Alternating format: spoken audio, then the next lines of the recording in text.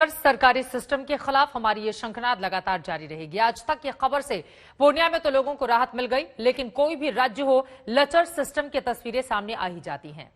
ऐसे ही सिस्टम से जूझ रहा है नोएडा का भट्टा पारसौल गांव। कहने को तो ये यूपी के सबसे हाईटेक शहर के पास है, लेकिन बदहाली ऐसी कि कोरोना की लड़ाई में यहां लचर सिस्टम से संघर्ष चल रहा है।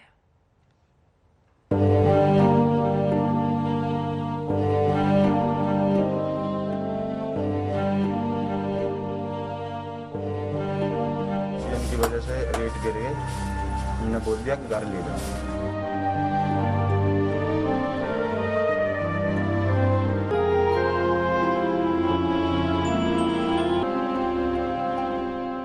इन लोगों के आंसू पोंछने वाला कोई नहीं है। आंसू पोंछना तो दूर, कोरोना से लड़ाई में टेस्टिंग, दवाइयां और वैक्सीन के लिए भी ये लोग तरस रहे हैं।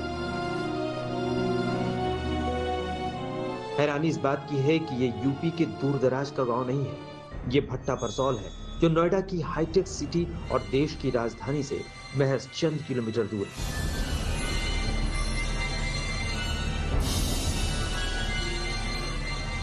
ये वही भट्टा परसौल है जिसे भूमि कानून के खिलाफ राहुल गांधी ने सियासी रणभूमि बनाया था।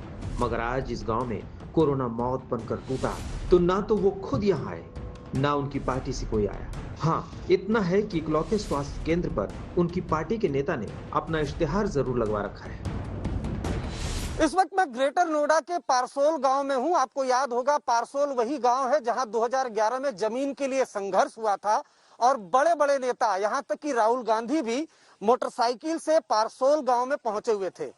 पारसौल गांव की बात करें तो यहाँ पर कोरोना के कई मरीज आ रहे हैं, ऐसा गाँव वालों का दावा है। गांव की आबादी 6000 से ज्यादा है और पारसौल गांव में यही एक स्वास्थ्य उपकेंद्र है पारसौल का। और यहाँ पर जैसा गांव के लोग बताते हैं कि हफ्ते में एक दिन महिला नर्स आती है और टीकाकरण करती है महिलाओं को। वैक्सीनेशन का भी यहाँ पर काम चला कुछ दिन, लेकिन फिलहाल थमा हुआ है। इस गांव में अब तक 10 से 12 लोग कोरोना से अपनी जान गंवा चुके हैं। 2 दिन के लिए टेस्ट करने वाली टीम आई और उसकी जांच में 70 लोग पॉजिटिव निकले। लेकिन नोएडा के इतने करीब होकर भी इन लोगों के इलाज के लिए यहाँ अस्पताल के नाम पर एक जर्जर स्वास्थ्य उपकेंद्र है। और ये बुधवार में एक बार खुलता है हफ्ते में। अच्छा, 1 घंटे के लिए बस। अच्छा, बस जच्चा बच्चा के टीकाकरण होता है, उसके सिवा कुछ नहीं। अच्छा। टेस्टिंग नहीं हो रही, यहाँ हुई 2 दिन टेस्टिंग हुई, फिर वहाँ बुलाने लगे दनकौर। 1 मई के बाद से ही गांव को ऐसी नजर लगी कि लोग एक एक कर दम तोड़ने लगे। किसी की मौत अस्पताल में हुई तो किसी के अस्पताल से ठुकराकर घर भेजे जाने पर। उनमें से एक 43 साल के सर्वेश मलिक भी थे, जिनकी मौत 8 मई को हुई। क्षेत्र में ग्रेटर नोएडा के पारसौल में मैं मौजूद हूँ।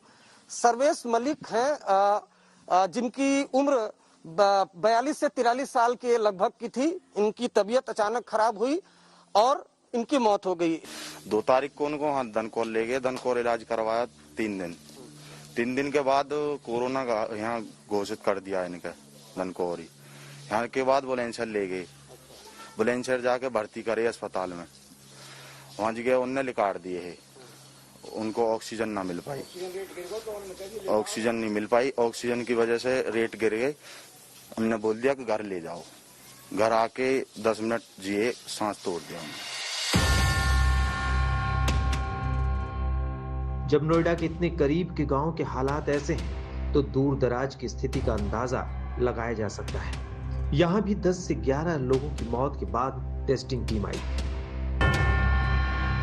अब भले ही प्रशासन जागा है, मगर जब कोरोना चरम पर था तब कहीं से कोई मदद नहीं मिली। हम हॉस्पिटल जाते थे दिखाने के लिए, पर वहाँ पर ना कोई टेस्ट की सुविधा थी, ना कोई वैक्सीनेशन था और ना ही कोई अच्छा इलाज मिल पाया। जब हमने आसपास घूम के हम थक गए, उसके बाद में हमने फिर यहीं पे घर पे ट्रीटमेंट शुरू किया। जैसे बताते गए, गर्म पानी पीना है और काढ़ा पीना है, ऐसे ट्रीटमेंट चालू किया। फिर ऑक्सीजन के लिए जब इधर उधर भटकते थक गए तो हमने एक पलवल के हॉस्पिटल में भर्ती कराया। वहाँ पे भी ऑक्सीजन मिली, पर बाद में आके वहाँ पे भी हाथ खड़े कर दिए डॉक्टरों ने। उसके बाद में फिर बचा नहीं पाए उन्हें। जांच के इंतजाम नहीं थे, डॉक्टर की मदद नहीं थी और बेहद खतरनाक वायरस कोहराम मचा रहा था। नौजवानों के अलावा बुजुर्ग भी दम तोड़ रहे थे। में तबीयत खराब हुई थी और 13 में खत्म हो गए थे। दनकौर ले गया था मैं, तो वहाँ बिल्कुल खत्म। इलाज वगैरह प्रॉपर? हाँ, इलाज कराया था मैंने, ऑक्सीजन कम पड़ गई थी, तो उसके बाद फिर पॉजिटिव हो गई। देश की सियासत में कभी भूचाल लाने वाले आंदोलन का केंद्र रहे भट्टा परसौल की एक और हकीकत चौंकाने वाली है। यहाँ एक आयुर्वेदिक अस्पताल भी है, जरा उसकी हालत पर भी गौर कीजिए।